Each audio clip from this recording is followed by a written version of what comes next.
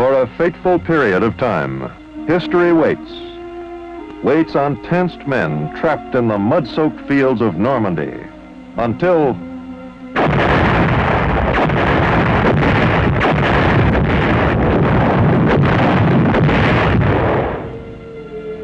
they are able to break out of that agony of isolation and move toward their destiny, changing history's course. This is that story. It is the story of United States and British and Canadian troops on the 1st of July 1944 were engaged in battle with German forces on the Channel coast of France.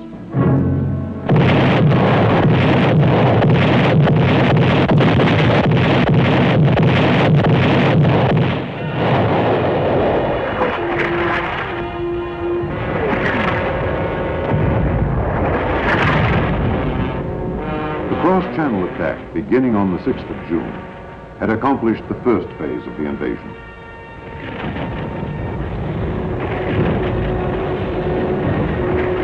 The second phase called for the Allies to expand their foothold. They needed space to maneuver, room to handle the large amounts of men and materiel streaming over from England.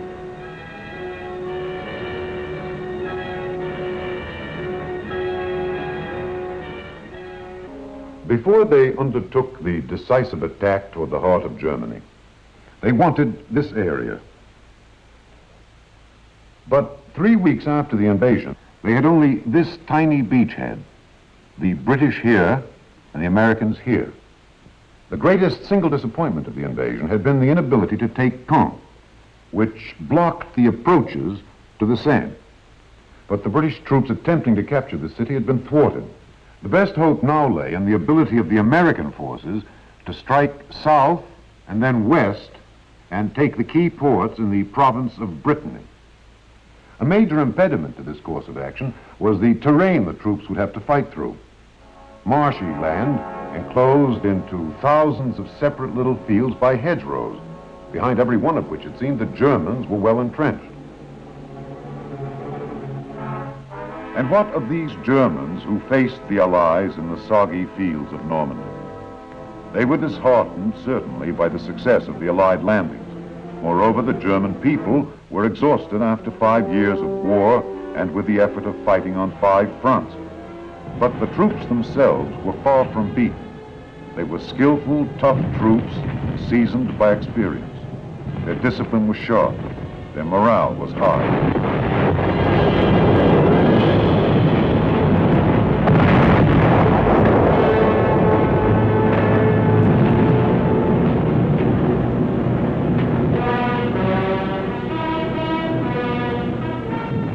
The Germans had a new weapon, the deadly B-1, a small pilotless jet aircraft which had begun to fall on England in the middle of June.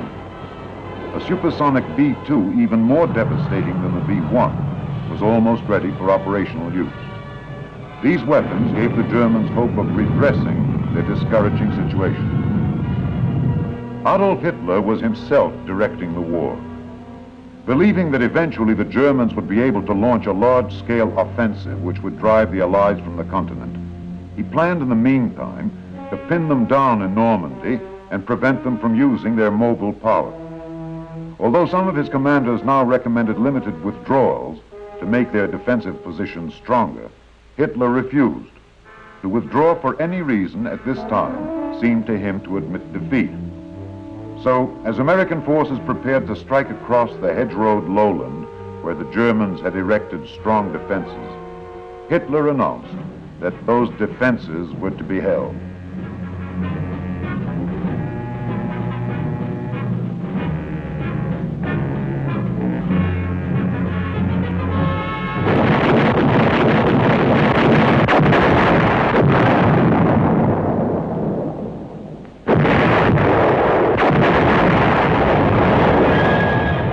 The American attack began in the dawn hours of July 3rd, and it lasted for 17 rain-soaked, agonizing days.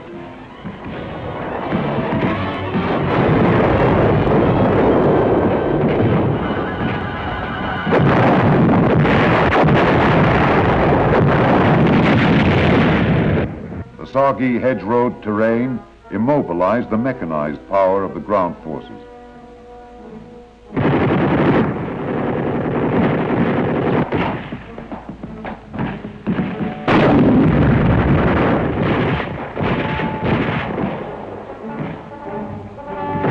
The slow, painful advance was measured in yards, a hedgerow at a time.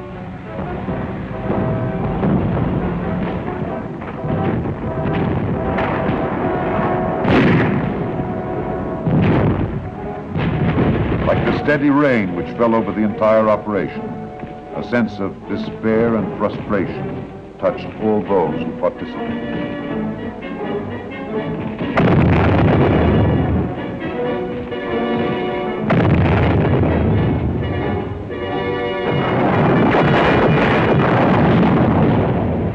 The last action in this offensive was the battle for Saint-Lô.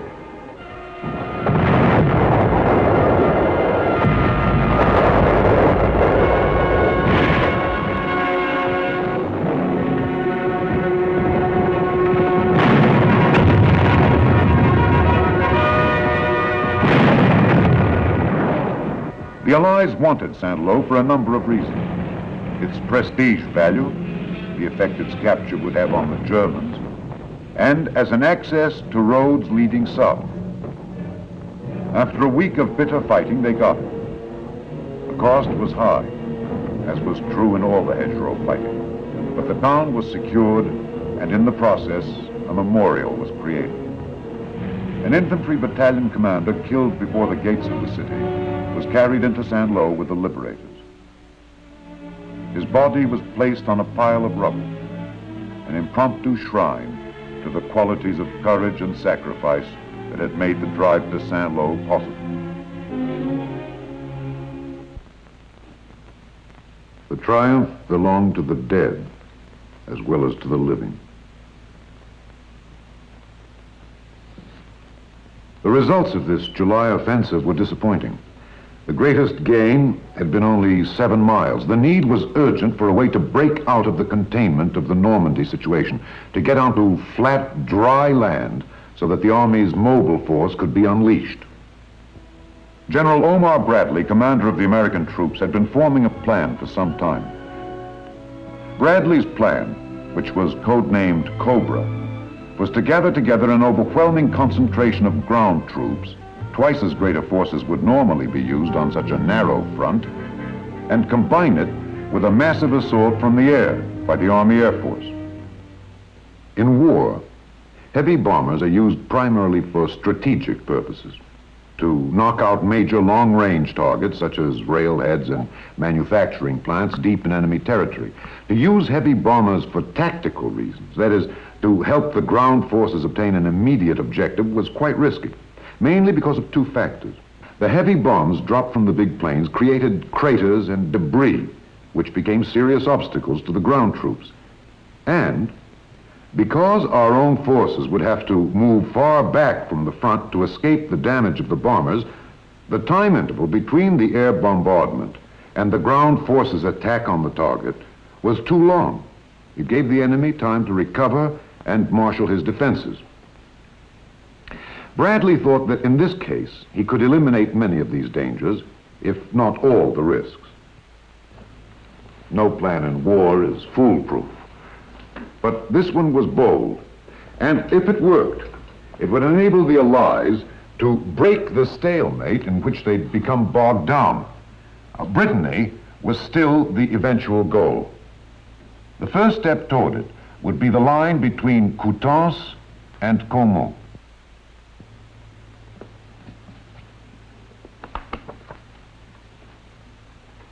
Between the end of the earlier July offensive and the launching of Cobra, there was a lull for about 1 week. For the weary American troops, it was a welcome respite, a time to relax.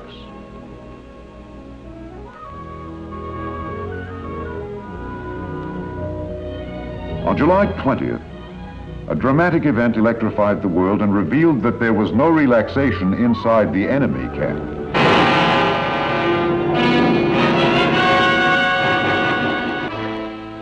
Hitler himself announced that a cabal of high-ranking army officers had tried to assassinate him with a bomb in order to seize political power. The abortive coup had little effect on the military situation. It revealed no widespread discontent with Nazi rule among the armed forces. The combat soldier was too busy simply trying to remain alive. And the information about the German situation which the Allies wanted, as Cobra neared its jump-off date, was of a considerably more immediate nature. Did the enemy have enough reserves available to counter the attack? Was the Luftwaffe capable of intervening? And finally, would the Germans employ the V1 or V2 or some other secret weapon? These were the questions that haunted the Allied camp as it waited to unleash Cobra.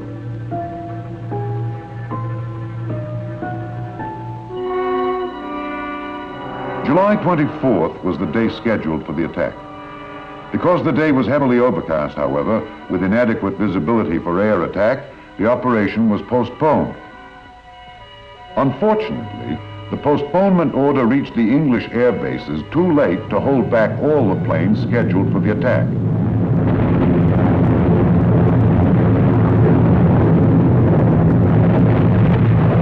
The bombardment from the planes which did not receive the postponement order was not great enough to damage German positions seriously. But it was sufficient to alert them to the threat of a ground attack. And German artillery gave American forward units a hard time for the rest of that day.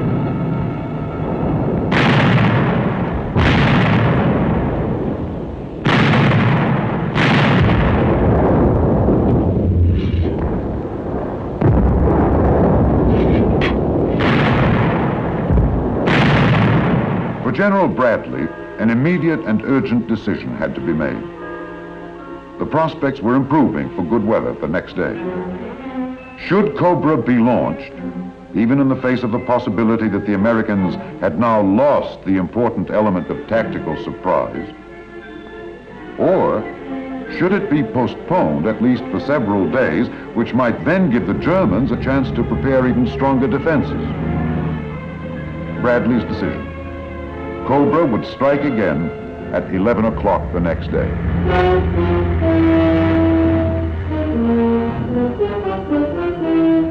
Again on the morning of July 25th, the planes came.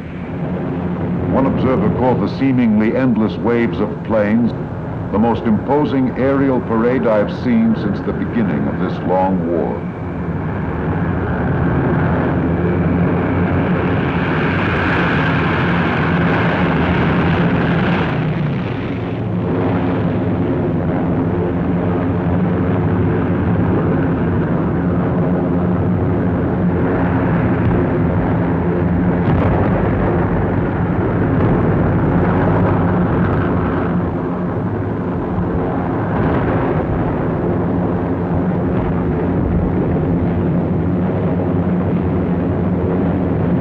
They dropped more than 4,000 tons of destruction.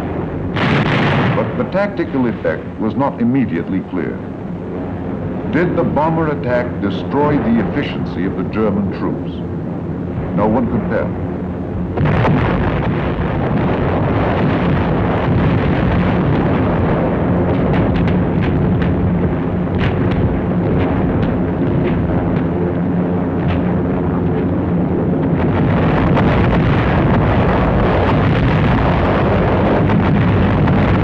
General J. Lawton Collins, 7th Corps commander, who was to spearhead the attack, had little time to ponder the question. For better or for worse, Cobra was launched. The troops moved out at once.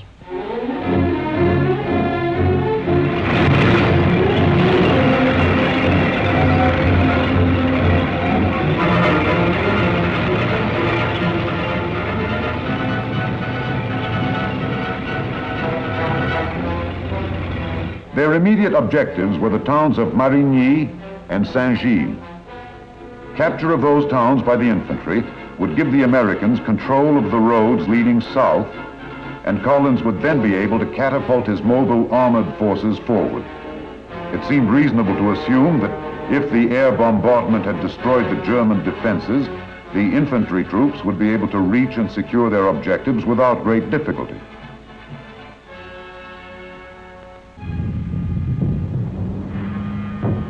To their surprise, they met strong resistance.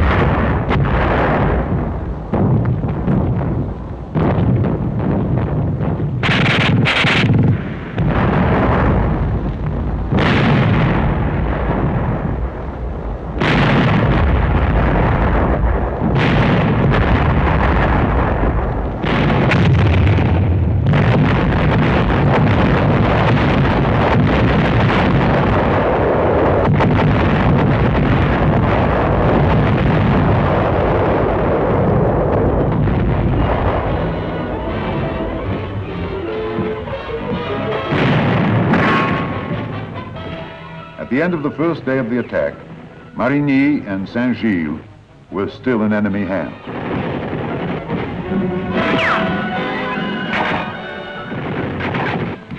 Because the entire success of Cobra depended on a 7th Corps breakthrough, Collins decided to gamble.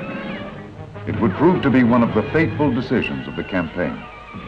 He pondered the possibilities and the risks and decided to put his armor into action.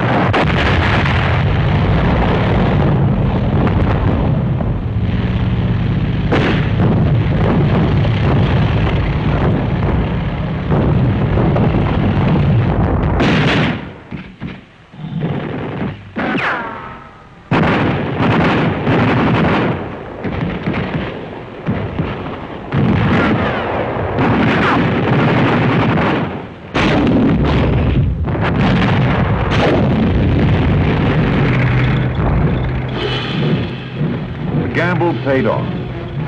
In mid-afternoon of the 26th, one armored column, having cracked the enemy's defenses around the town, rolled through Saint-Gilles. There was no longer any doubt. The German line had definitely been penetrated. The 7th Corps had achieved its breakthrough. But the drama of the breakthrough did not end at the Coutances-Caumont line. The drama lay in the development of the breakthrough into a breakout of major proportions. The decision to accomplish this was General Bradley's. He had achieved the limited victory he had sought. Cobra had been a success. He could stop now. But he sensed from their disorganized reaction that a deep wound had been inflicted on the Germans.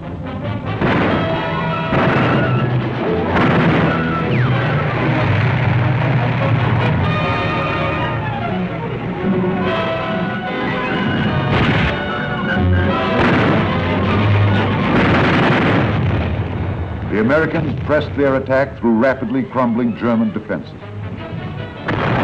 By the end of the month, United States forces stood at the base of the peninsula, at the gates of the province of Brittany, and a nightmarish phase of the battle, the war of stalemate, was over.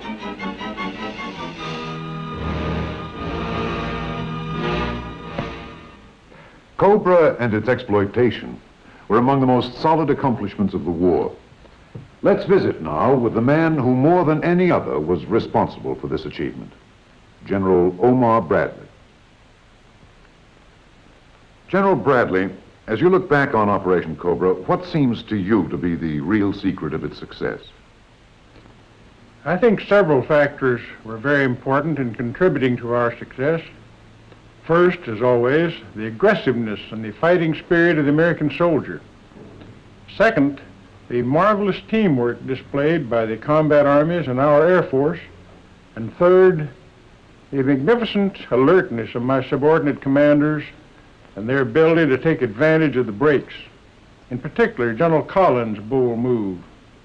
This book must be like, well, like traveling down an old and familiar path to you, General Bradley. Well, it is, yes.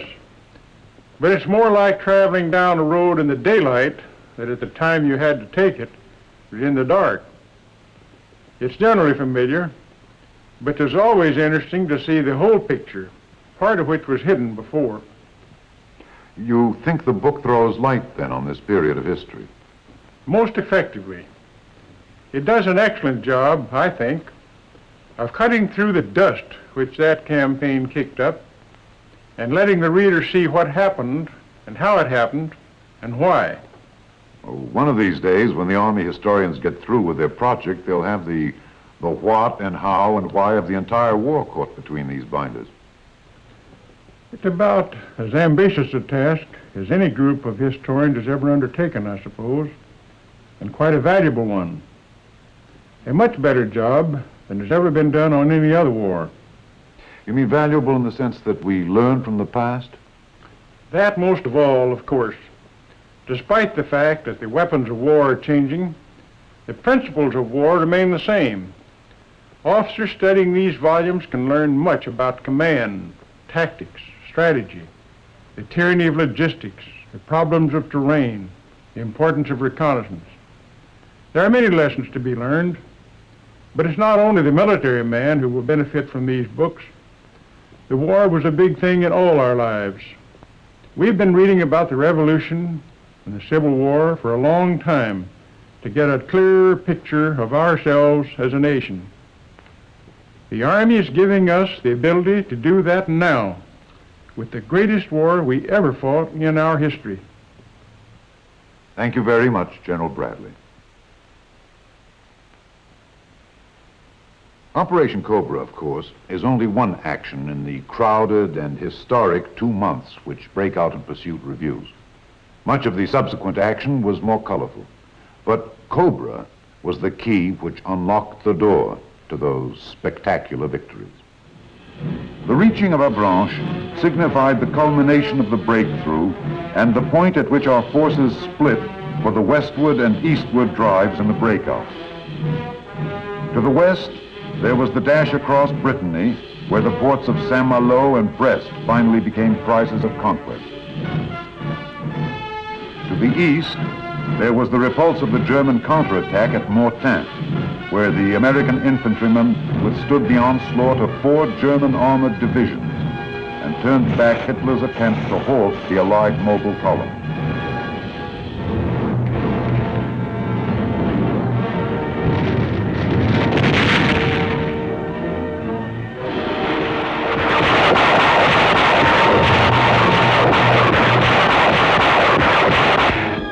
The Allies closed at Argenton and Falaise, where they virtually destroyed 2 German field armies.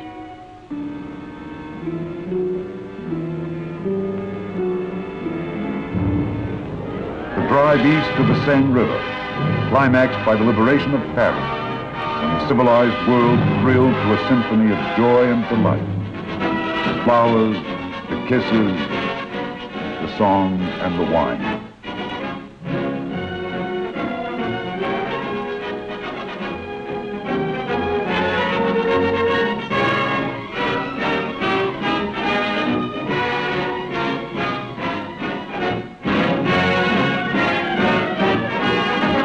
Finally, the triumphant and dramatic pursuit of the retreating Germans beyond the Seine to the border of the enemy's homeland, and the Siegfried Line, where a new phase of the war awaits.